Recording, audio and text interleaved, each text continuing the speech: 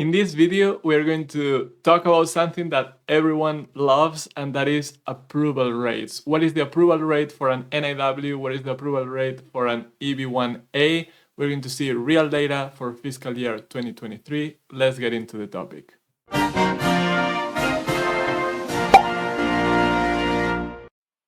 But first, let me tell you that I'm Oscar and I'm a scientist. And in this channel, we talk about green card categories in which you can self-petition. That means that you don't need to have a lawyer and you don't have to have a job offer or a company sponsoring you. So you can be the owner of your own process.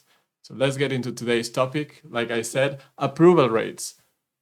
It's not your chance of getting a green card, it's the statistics, the overall numbers. We're going to analyze them. We're going to see where I took the data from, analyze it, and present it so we can get an idea of overall what is the success chance in this NIW or EB1A green card categories. USCIS has a lot of statistics in their website. There's a section of the website that you can go into and they dump a lot of data. Now you have to do your own analysis a lot of times, and it is particularly hard to get data for national interest waiver. Within that EB2 category, NIW, a lot of times they don't break it down to NIW, so you cannot really make a good difference between NIW and the rest of the EB2 category that requires job sponsorship, and they are very different. So a lot of times I wouldn't advocate for looking at overall numbers in the EB2 category. For EB1 and EB1A, the case is very different. USCIS, for some reason, does break down most of the times the EB1 category into EB1A, B, and C. So this is good because it's easier to get data for that. Today in this video, we're going to take a look at updated numbers for fiscal year 2023 that just ended in September. We have now data from USCIS up to the third quarter. And we will also look, I think we have never done this in this channel. We're going to look at the top 10 countries by number of approvals, both for EB1A and EB2 NIW. So I think this is going to be a fun video, an informative one as well. So I-140 approval rate. I have a previous video that you can go and watch. I'll leave a link in this video. That video is similar to this one, but is done with previous data. So we were talking about fiscal year 2022, also for the first 3 quarters at the time. Okay. So what were the results from the analysis from 2022? The results were that for EB1A, the approval rate is about 70 to 74%, depending on the quarter. And EB2 NIW is a bit higher, is also a lower category, 87 to 90%. Does that mean that you have that chance of 87% if you apply for an NIW? No. We will see at the end of the video what these numbers means and how you can estimate your approval rate specifically. So what data am I using to get this percentage that I'm going to show you in a couple of slides? Well, this is the screenshot of the PDF I'm using. I'm going to leave the link for this file below, so you can go and check it out at your own pace. Like you can see, we have the different categories from EB1 to EB3, and then we have quarters, and then number of cases received, approved, denied, and pending. One important thing to note here is that data doesn't add up. The numbers don't add up. What do I mean by that? I mean that while in the received column, they are putting in the case that USCIS received that particular quarter, for approved, denied, and pending, those cases are approved, denied, or pending in that particular quarter, but they may come from previous quarters. Okay, the case may have been initiated earlier. So what do I do to estimate an approval rate? And now you're seeing that even though they put a lot of numbers, it's not easy because you don't have any report from USCIS that says this is the approval rate in this category. So what did I do to estimate it? So I compare the approvals to the denials, and I kind of ignore everything else for each quarter. So for those of you that are a little bit more sciencey, You can calculate it by having the approvals, number of approvals divided by approvals plus denials and multiplied times 100. That's the calculation I did. It's very simple, not rocket science, and that's the data you're going to see now, okay? So this is the data. I converted all those absolute numbers into percentages, and soon I will also post this in my website, and you'll have access to the spreadsheet so you can go and take a look at what's going on there. But what we are seeing is that for EB1A, we are seeing that the approval rate is about 70 to 74%, which is pretty much exactly in line with what I had reported for the previous fiscal year, which is good. I mean, it's stable, nothing's changing. It's the lowest approval rate out of all the categories that USCIS provided data for here. And that makes total sense because EB1A is the category that is the highest. You have to qualify as extraordinary ability applicant, and the bar is the highest out of all of these. If you want to know more about EB1A, how you can qualify, I have a video about that you can go and watch. So what happens with NIW? NIW is very interesting because even if last year and this year for a couple of quarters, the numbers are very stable, for NIW in Q3, the number of approvals dipped compared to the denials. So we are seeing quarter one, 85% approval, quarter two, 85% approval, and then quarter three, 77% approval. So we are seeing that the denials went up towards the end of the year. We'll have to wait and see what happens when quarter four comes out, which I would expect it will be released maybe in 2 months or so. And we're going to see if this trend continues. And also we're going to see sometimes USCIS in the next quarter report, they actually go back and correct numbers. That I have seen, and I have even seen it with last year. The numbers change quite a bit. So we're going to see if they correct it, and if it doesn't get corrected, and that means it's true, what happens with quarter four? Are we seeing an increase in denials because more and more people are applying and maybe some of them are not well prepared and their cases are not good? That could be what's going on. But other than that, my speculation is as good as yours. You know, a lot of times you ask me, oh, what do you predict here? What do you think is going to happen? It's a speculation like this. I don't know why, if that is true that the denials went up in one quarter, I don't really know why that happened. But again, it could be just that more people get to know NIW and decide to apply, and maybe they do so prematurely without getting the preparation that they need.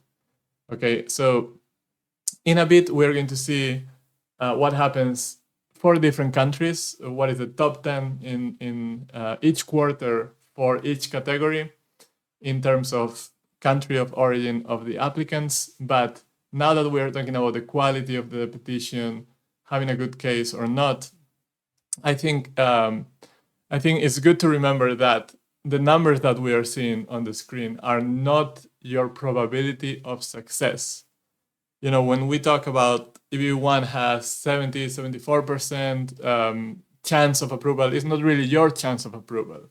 We are taking the whole pool of applicants. We are going to see how many are approved, how many are denied, but each case is unique. If we pick one random case, for example, your case out of that pool, if your case is good, you are very likely to get approved. If your case is bad, you are likely to get denied. So a lot of factors are going into this outcome.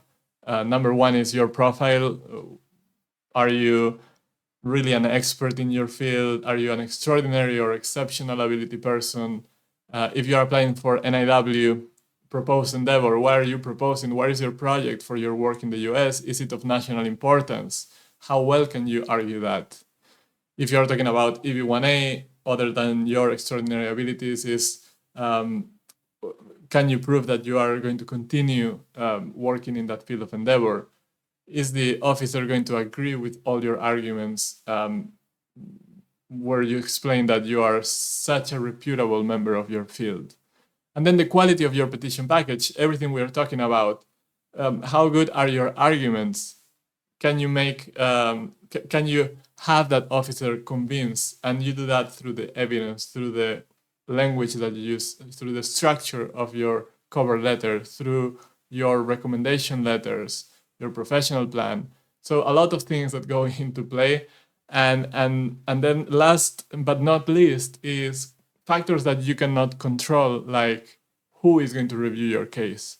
We know that officers are, of course, human beings, and each person, even though they undergo a similar training, they may have slightly different opinions about things. NIW and EB1A are highly subjective, so an officer may think that you definitely qualify for something, and another officer may issue an RFE for that. So what else do you think that I'm missing here can affect your chance of approval? Let me know in the comment section below.